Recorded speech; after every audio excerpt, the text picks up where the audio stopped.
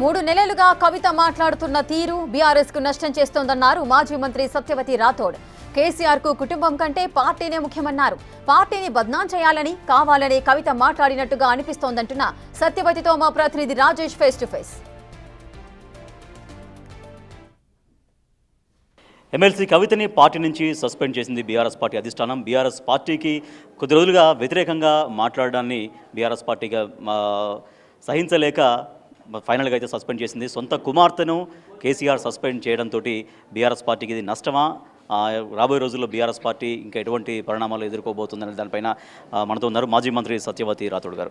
సత్యవతి రాథోడ్ గారు, సో సొంత కుమార్తెనే BRS party నుంచి బయటకు సస్పెండ్ చేయాల్సినటువంటి రోజు ఎందుకు వచ్చింది, కారణం ఏంటి?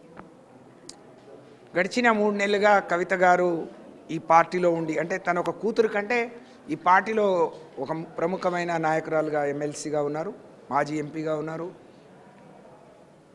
వారు 3 నెలలుగా పార్టీ పట్ల పార్టీ గురించి మాట్లాడుతున్న, నాయకుడి గురించి మాట్లాడుతున్న తీరు పార్టీకి కొంత నష్టం జరిగే విధంగా ఉంది. కాబట్టి నిన్న వారు మాట్లాడిన విషయాలు హరీష్ రావు గారిని, సంతోష్ గారిని ఏదో అవినీతి పరులుగా చిత్రీకరించే ప్రయత్నం చేయటం, పార్టీని నమ్ముకొని అనేక మంది క్షేత్రస్థాయిలో పనిచేస్తున్న నాయకులు ఎవరు జీర్ణించుకోలేకపోయింది. కాబట్టి ఇవాళ సొంత బిడ్డ అయినా కేసీఆర్ గారు ఎప్పుడు చెప్పేవాడు, నాకు సొంత కుటుంబం కంటే పార్టీ నమ్ముకున్న నాయకులు, కష్టకాలంలో ఉన్న కార్యకర్తలు ముఖ్యం.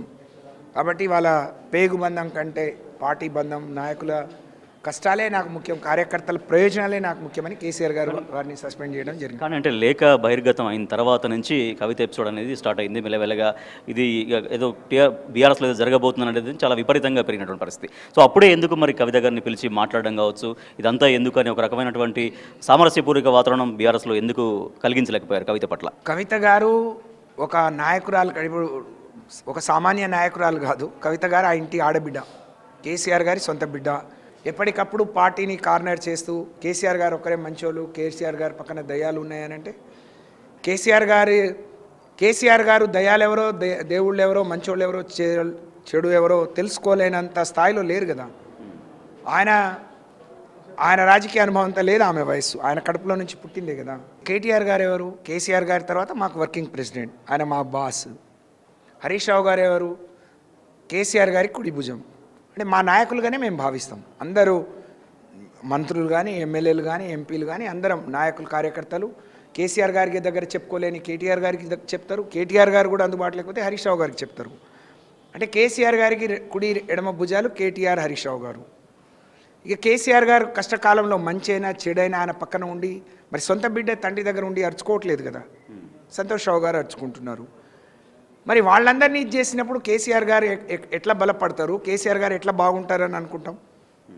అంటే కేసీఆర్ గారికి వీళ్ళెవరు ఏంది అనేది ఆ మాత్రం లేకుండానే పక్కన ఉంచుకున్నారా? అంటే మీ స్థాయిలో నాయకులందరూ చాలా ధైర్యంగా ఉండొచ్చు, కానీ ఇటువంటి పరిణామాల క్రమంలో పార్టీ క్యాడర్, ఒక కింది స్థాయి క్యాడర్ బాగా నిరుత్సాహానికి గురి కాదా? రేపు పార్టీలో ఏం జరుగుతుంది, అసలు అధికారంలోకి మళ్ళీ వస్తుందా రాదా, ఇన్ని ఇబ్బందులు ఎందుకు జరుగుతున్నాయి పార్టీలో అనేటువంటి ఒక నైరాశ్యంలోకి పార్టీ క్యాడర్ వెళ్ళదా? ఇవాళ ఇందాక సోదరులు అందరూ చెప్తున్నారు, మీరు ఊళ్ళలో అప్పుడే కవిత గారి ఫ్లెక్సీలు ఎందుకు చింపేస్తున్నారు అంటే, క్యాడర్ ఎంత మనోవేదన, ఈ కవిత గారి మాటలకు ఎంత మనోవేదన గురి అయి ఉంటారు, ఎంత బాధపడుతుంటారు. అసలు సామాన్యులు ఇట్లాంటి మాటలు మాట్లాడితే ఉపేక్షిస్తారా? కవిత గారిని ఎందుకు ఉపేక్షిస్తున్నారని అనేక మంది కార్యకర్తలు మమ్మల్ని ప్రశ్నించారు పర్సనల్గా. అంటే వాళ్ళందరూ హర్షిస్తున్నారు ఈ నిర్ణయాన్ని. ఇవాళ క్యాడర్ కవిత గారు ఒక జాగృతి అని స్థాపించి జాగృతితో పనిచేస్తున్నారు, కానీ గ్రామ స్థాయిలో ఉండే క్యాడర్తోని లేకుంటే ప్రజలతోని తనకుండే సంబంధం అంటూ ఏం లేదు కదా. తను ఒక ఎంపీగా ప్రాంతానికి చేసింది, ఒకసారి గెలిస్తే ఇంకోసారి ఓడిపోయింది. కాబట్టి పార్టీకి కానీ క్యాడర్కి ఎలాంటి తన ఓటమికి కూడా, ఎంపీగా తన ఓటమికి కూడా పార్టీలోని కొంతమంది దోహదం చేశారని కూడా ఆరోపణ చేశారు పార్టీ పైన. తను చాలా సమర్థురాలు, ఎంపీగా అవకాశం వస్తే గెలిచి వస్తే నాది, ఓడిపోతే అందరిది అని అంటే కరెక్ట్ కాదు. పార్టీ అందరు గెలవాలనే పూనుకుంటుంది, అందరి కోసమే కేసీఆర్ గారు కష్టపడతారు. కానీ తన సొంత బిడ్డ ఓడిపోవాలని ఎవరికైనా ఉంటుందా? ఉండదు కదా. ఆమె ఓడిపోతే ఆయన ఎంత ఆ రోజు వచ్చిన గెలుపును కూడా ఆయన ఆస్వాదించలేకపోయినారు. కవిత వ్యాఖ్యలవనికి ఎవరో ఉన్నారు, కవితని ఈ రకంగా మాట్లాడిస్తున్నారు అనేది వాళ్ళ బీఆర్ఎస్ పార్టీ చెప్తుంది. సో ఎవరో చెబితే విని ఎవరో మాట్లాడమంటే మాట్లాడేంత ఆ స్థాయిలో ఉంటుందా కవిత? ఉండదని మేము అనుకున్నాం, కానీ నిన్న మాట్లాడిన తర్వాత ఉంటారు అని చెప్పి భావిస్తా ఉన్నాం. చివరిగా అంటే మామూలుగా పార్టీ అన్నప్పుడు సస్పెన్షన్స్ ఉంటాయి, సరే కొంతవరకు మళ్ళీ వాతావరణం సెటరేట్ అయిన తర్వాత మళ్ళీ పార్టీలోకి తిరిగి తీసుకోవడం ఉంటాయి. ఒకవేళ అట్లా ఉంటుందనుకుంటున్నారా, లేదు ఇక కవితదారి అనుకుంటున్నారా? ఒకవేళ కవితది అయితే చాలా స్ట్రాంగ్గా మీలాంటి వాళ్ళందరూ కూడా విమర్శలతో తిప్పికొడతారా కవిత విషయంలో?